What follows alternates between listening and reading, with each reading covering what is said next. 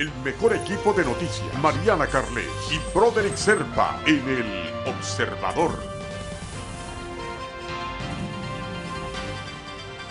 Muy buenas tardes, feliz comienzo de semana y sean todos bienvenidos a una nueva emisión del Observador.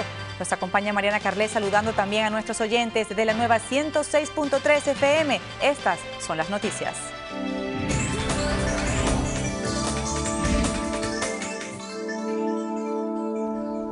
Comenzamos con la jornada de elección a delegados de las asambleas municipales del Poder Popular, celebradas en Cuba este 19 de abril. Así lo anuncia en su portada Diario Las Américas.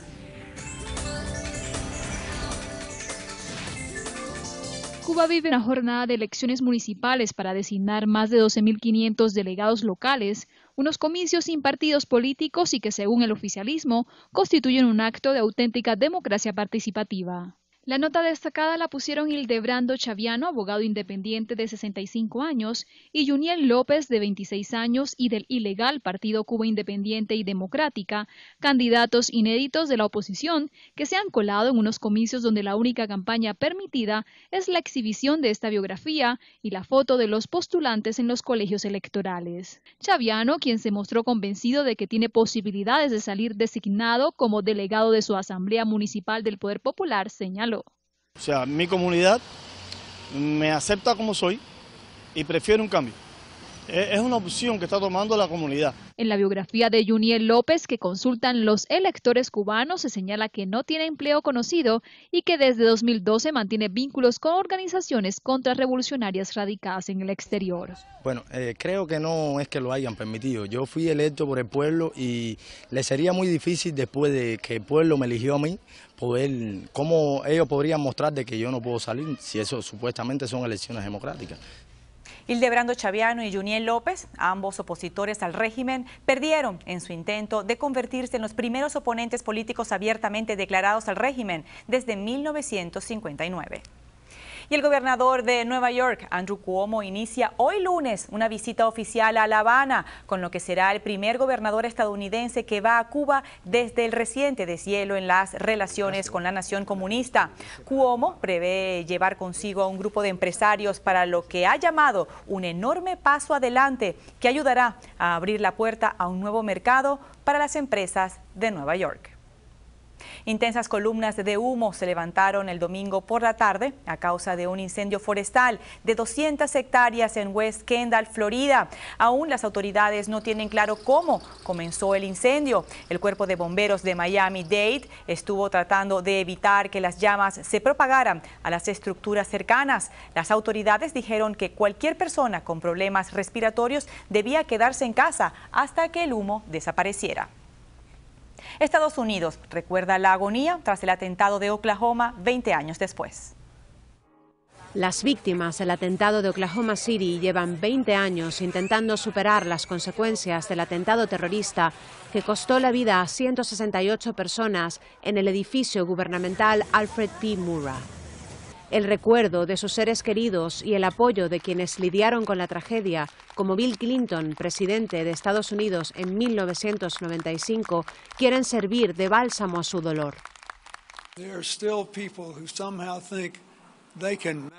Todavía hay gente que de alguna forma cree que puede enviar un mensaje matando a inocentes y apagando nuestras posibilidades, pero se equivocan. Siempre que gente como ustedes tome las decisiones correctas con su cabeza y su corazón. Un hombre negro de 23 años que se había trincherado en la casa de su madre en St. Louis, en Missouri, y que había estado hablando de una revolución negra, murió por disparos de la policía tras intentar abalanzarse con un cuchillo sobre varios agentes, según la prensa local.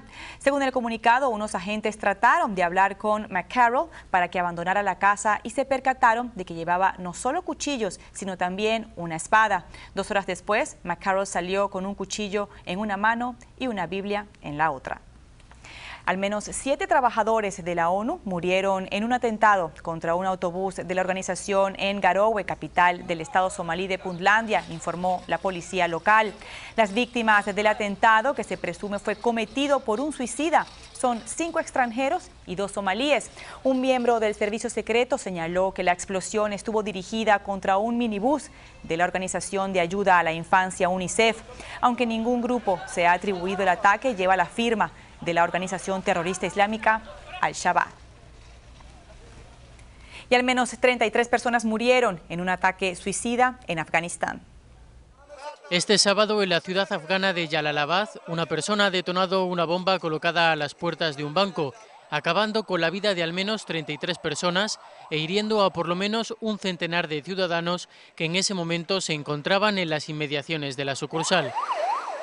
La policía local aún no ha podido determinar si el autor del ataque llevaba adosada la carga explosiva o si colocó la bomba en un coche, aunque sí que está confirmado que el sospechoso ha muerto en el atentado. Desde la insurgencia talibán se ha negado cualquier implicación en la explosión. El grupo yihadista Estado Islámico difundió un video en el que muestra la ejecución de al menos 28 personas en Libia, que presentó como etíopes cristianos. La mayoría de las víctimas, 16, son tiroteadas y 12 más decapitadas en una playa. La cinta, cuya autenticidad no ha podido ser verificada, se llevó a cabo en alguna parte del sureste de Libia, región conocida tradicionalmente con el nombre de Fasan. Un ataque aéreo sobre una base de misiles Scud en la capital yemení, Sanaa, causó una enorme explosión que rompió las ventanas en las casas, según residentes de la zona. No hubo información inmediata de las víctimas de la explosión que sucedió cerca al Palacio Presidencial y varias embajadas. Los residentes dijeron que esta ha sido la explosión más grande en las más de 3 semanas de bombardeos por la coalición liderada por Arabia Saudita. Pasamos a las costas de Italia, en donde llegó una nueva embarcación con un centenar de inmigrantes sirios. Veamos. Aquí, en estas imágenes, en el puerto de Pozzallo, cerca del extremo sudeste de la isla de Sicilia, la imagen se repite. Son un centenar que en este caso sí han tenido la suerte de ser avistados y sobrevivir y que podamos asistir a su odisea desde nuestros televisores. El viernes habían llegado otros 300. Cada vez más mujeres y niños, los grupos más vulnerables que huyen de los conflictos de Siria o Libia. En este rescate, casi la mitad. En el puerto italiano el dispositivo de ayuda funciona, ayuda física y también mental, porque muchos la necesitan con urgencia. Mientras tanto, Italia sigue buscando supervivientes de la tragedia del pesquero, que se hundió abarrotado de inmigrantes. Hasta 950 personas, de ellos entre 40 o 50 niños y unas 200 mujeres, muchos encerrados en la bodega de la que les habría sido imposible salir. Es lo que un superviviente asegura que viajaban en ese pesquero, el que la madrugada del sábado al domingo era localizado en este punto, a 60 millas de la costa de Libia y a 130 del sur de la isla italiana de Lampedusa. Quien lo vio fue este carguero portugués. Desde aquí se dio la voz de alarma a la Guardia Costera italiana, pero también su aparición pudo provocar la tragedia. Como respuesta a estos sucesos, la Unión Europea está considerando enviar barcos de guerra a las costas de Libia, pero teme que si se aplica esta medida podría provocar aún más el éxodo de migrantes hacia Europa con la esperanza de ser rescatados por estos mismos buques. La Unión Europea, que está siendo acusada por las organizaciones de defensa de los derechos humanos de inacción ante la enorme crisis migratoria, pone sus esperanzas en que la ONU sea capaz de gestar un acuerdo entre las dos grandes facciones enfrentadas en Libia, el gobierno de Trípoli y el de Tobruk. La situación de crisis en Libia y la inmigración irregular que intenta llegar a la Unión Europea desde sus costas dieron inicio a los debates del Consejo de Ministros de Asuntos Exteriores europeos, que guardaron un minuto de silencio por el naufragio. A los ministros de Exteriores de la Unión Europea se sumarán los titulares de Interior, convocados de urgencia y de forma extraordinaria por la alta representante europea para su política exterior, Federica Mogherini, y la presidencia letona de turno ante este último incidente dramático migratorio. Y el grupo de los 20 constata mejoría en la economía global, pero ve riesgos de crecimiento desigual. El grupo del G20, formado por los principales países ricos y emergentes, ha querido dejar claro durante su tradicional asamblea ministerial que, a pesar de que el fortalecimiento de algunas economías clave ha reducido los riesgos globales, aún existen ciertos problemas derivados de la volatilidad de los tipos de cambio y un prolongado periodo de baja inflación, lo que podría generar que el crecimiento en líneas generales sea desigual. La reunión del G20, cuya presidencia rotatoria ocupa este año Turquía, se celebró, como es habitual, en el marco de una reunión de primavera del Fondo Monetario Internacional y el Banco Mundial, que se celebra estos días en Washington. Mientras tanto, el Fondo Monetario Internacional prevé que América Latina siga sufriendo una desaceleración económica en 2016.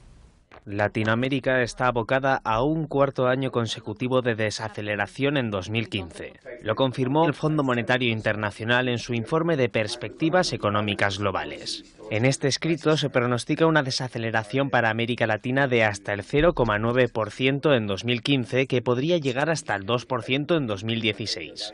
Una fase que se está alargando por la velocidad con la que se produjeron los ajustes, según Alejandro Werner, director del FMI para Latinoamérica. Y esta fase se ha vuelto larga porque para algunos países tal vez se postergó mucho el ajuste, y en otros casos lo que nos está pasando es que cuando algunos países empiezan a salir del ajuste, otros empiezan a entrar.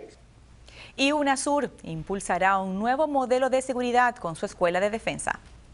Durante la reunión del Consejo Suramericano de Defensa en la sede de UNASUR en Quito, se puso en marcha la Escuela Suramericana de Defensa, un centro de formación desde el que impulsará un nuevo modelo de seguridad que buscará preservar la paz y preparar a sus países ante amenazas como el narcotráfico o la piratería informática. La ESUDE, que estará dirigida por el brasileño Antonio Ramalho, impartirá a civiles y militares contenidos que tendrán como eje principal el factor humano y la formación ciudadana. En Colombia, el presidente Juan Manuel Santos asiste al homenaje a los soldados muertos e insta a las FARC a finalizar el conflicto.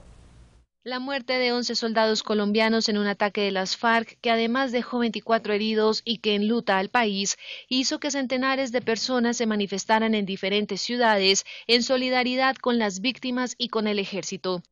El presidente de Colombia, Juan Manuel Santos, encabezó el homenaje que la cúpula militar hizo en Bogotá a los soldados muertos en el ataque perpetrado por la guerrilla este miércoles en el municipio de Buenos Aires, en el departamento del Cauca, al suroeste del país.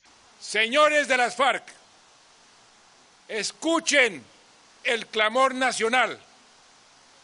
No se hagan los sordos ante los colombianos que les estamos gritando. Llegó la hora de acabar la guerra. Momento de hacer nuestra primera pausa. Al regresar, en El Observador, Japón emite alerta tras sismo de 6.8 grados cerca de Taiwán. Y los Marlins no levantan y caen nuevamente ante los Mets. Esto y más nos los comenta en su segmento de deportes Broderick Serpa. Ya venimos.